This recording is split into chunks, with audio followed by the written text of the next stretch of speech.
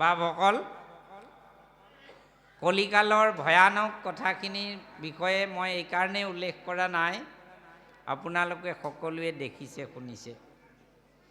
এতিয়া মাত্ৰ এটা কথা ক'ব বিচাৰিছোঁ যে এই কলিকালক পৰীক্ষিতে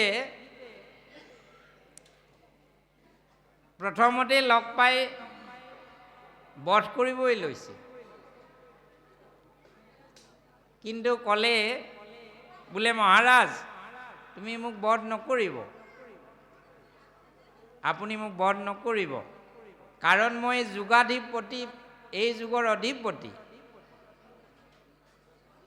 আপুনি যিটো কাম কৰি থকা দেখিছে, মই যে গাই এজনীৰ ঠেং ভাঙিব বিচাৰি আছোঁ, মানে ধৰ্মৰ 3 পাত ভাগিল আৰু এটা পাতো ভাঙিব বিচাৰি আছোঁ, নহ'লে মোৰ কাম নহ'ব। বোলে নাই নাই, মই কেতিয়াও মই থকালৈকে মোৰ ৰাজ্যত কাৰো উৎপীড়ন হ'ব দিব নোৱাৰোঁ। সঁচাকৈয়ে পৰীক্ষিত থকালৈকে যদিও কৃষ্ণৰ বৈকুণ্ঠ প্ৰয়াণৰ লগে লগে কলিৰ কাল আৰম্ভ হৈছে, কিন্তু ভকত থকালৈকে তাৰ প্ৰভাৱ খটুৱাব পৰা নাছিল। গতিকে প্ৰাৰ্থনা কৰিছিল বোলে ক'ত থাকিব দিয়ক, মোক আৰু আশ্ৰয় দিয়ক, মোৰ এটা ভাল গুণ আছে, মোৰ যিমানবোৰ বেয়া গুণৰ কথা আপোনালোকে শুনিছে জানিছে, সেইবিলাকৰ তুলনাত মোৰ কিন্তু এটা মহৎ গুণ আছে, যিটো আন কোনো যুগৰে নাছিল। বোলে কি মহৎ গুণ আছিল, সেইটোকে ভাগৱতে সুন্দৰকে লিখিছে। ও যদি দুৰাচাৰয়াতি, যদি মায় ধৰ্ম জাতি, কৰে মাত্ৰ কৃষ্ণৰ কীৰ্তন, আত্ৰীয় প্ৰয়াসে ভাবে, এতেকে কৃষ্ণৰ পাৱে, চিন্দে খবে সংসাৰ বন্ধন, সত্য যুগে ধ্যান কৰি, সদায় আৰাধে হৰি, নানা যজ্ঞ যজিয়াত্ৰে ত্ৰাত,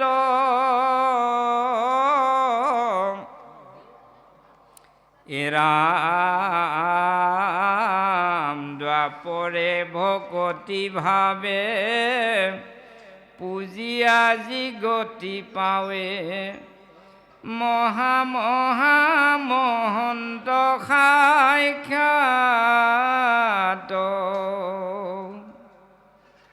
যতেক যুগৰ ধৰ্ম আচাৰ, যতেক কৰ্ম, ও কীৰ্তনে সবাৰো ফল পাৱে,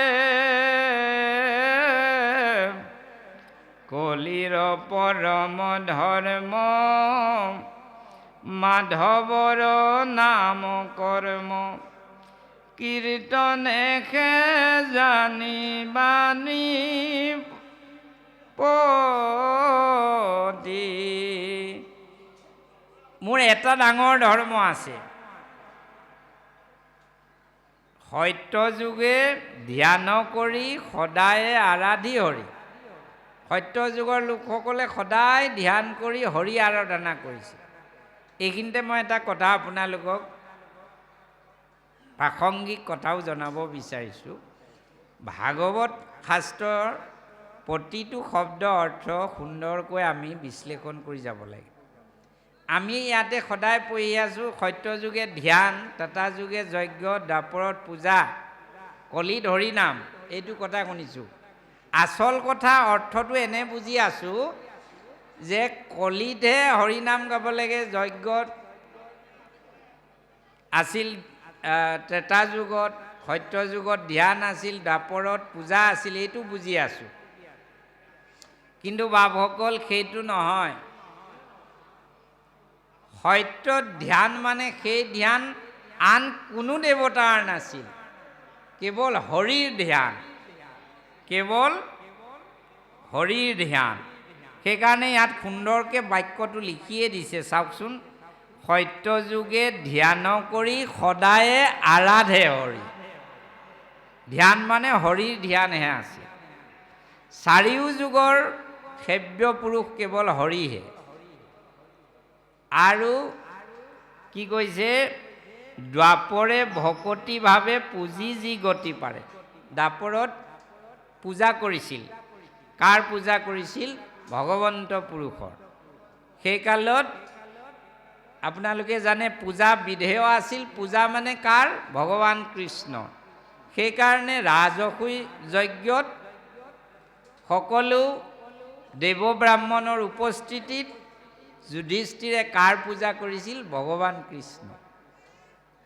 সেই পূজা মানে কোনো ভদ্ৰা কালী এয়া নাছিল। পূজা মানে আছিল কেৱল ভগৱানৰ পূজা। আৰু যজ্ঞ মানে আছিল ভগৱানৰ আন এটা নাম যজ্ঞেশ, যজ্ঞৰ ঈশ্বৰ। কেৱল ভগৱন্তক সেই যজ্ঞৰে আৰাধনা কৰা হৈছিল।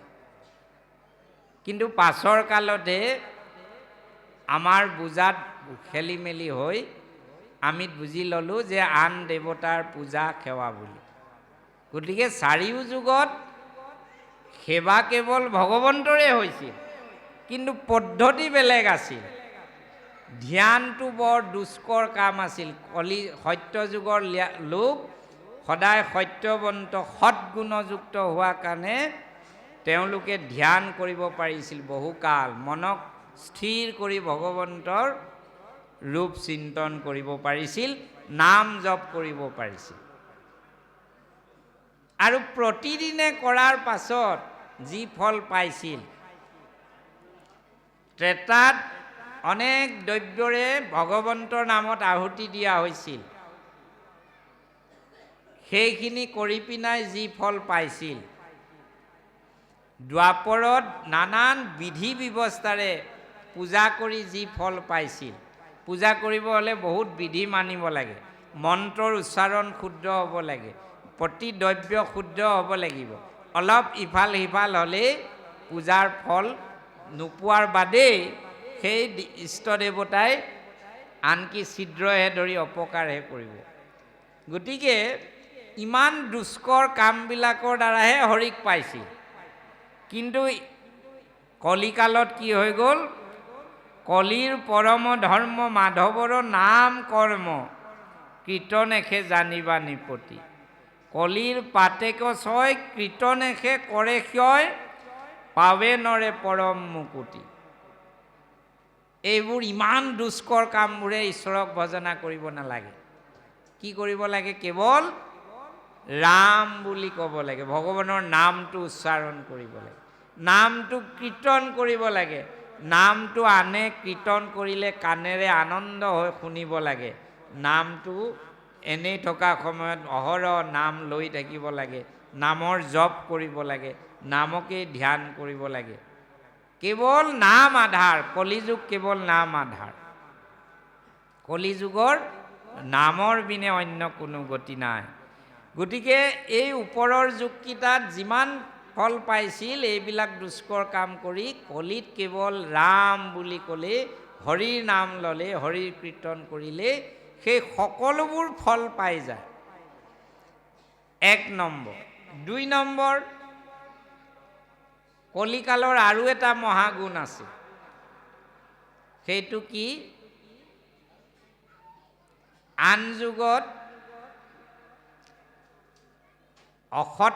সৎ কামটো কৰিলে তাৰ পুণ্য পাইছিল। কামটো হৈ যোৱাৰ পাছতহে পুণ্য পোৱা যায়। দান কৰিলে দানৰ পুণ্যটো পোৱা যায় সত্য ত্ৰেতা দ্বাপৰত।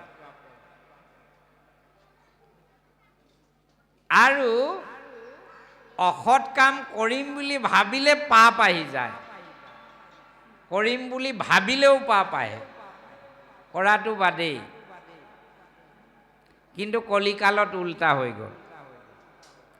যে সৎ কামবিলাক কৰিম বুলি যদি মন স্থিৰ কৰে তেতিয়াই পুণ্য আহিবলৈ ধৰে, পুণ্য লগে লগে পায়।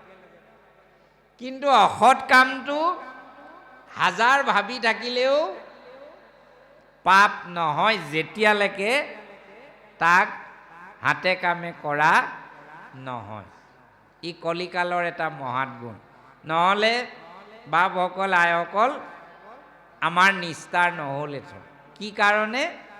তমোগুণৰ প্ৰভাৱত আমাৰ মন মগজুত কলিযুগত প্ৰতিনিয়ত আমাৰ মনত বেয়া চিন্তা বেয়া ভাৱ আহিয়েই থাকে, আহিয়েই থাকে। গতিকে আমাৰ যদি ভাবিলেও পাপ হোৱা আগৰ যুগবিলাকৰ দৰে হ'লহেঁতেন আমাৰ পাপৰ গণনা কৰিব নোৱাৰা হ'লোহেঁতেন। বিপৰীতে কিন্তু ভাল কামবোৰ কৰোঁ বুলি মনে ভাবিলেও উদ্যোগ ল'লেও পুণ্য আহি যায়। গতিকে এই মহাগুণটোৰ বাবে পৰীক্ষিত ৰজাই কলিক প্ৰাণে নামাৰিলে, থাকিবলৈ স্থান দিলে। আপোনালোকে এইখিনি জানে, কিন্তু তাতে নজনা কথা এটাহে আছে। সোণত স্থান দিলে মানে সোণ থাকিলেই কলি থাকিব তেনে নহয়। সোণৰ মোহটোহে কলিৰ বাসস্থান। সোণৰ পৰা অহা অহংকাৰটোহে কলিৰ, সম্পদৰ পৰা অহা অহংকাৰটোহে কলিৰ বাসস্থান। অহংকাৰ হ'লেহে কলিৰ বাস হয়, কলিয়ে তাৰ প্ৰভাৱ কৰিব পাৰে।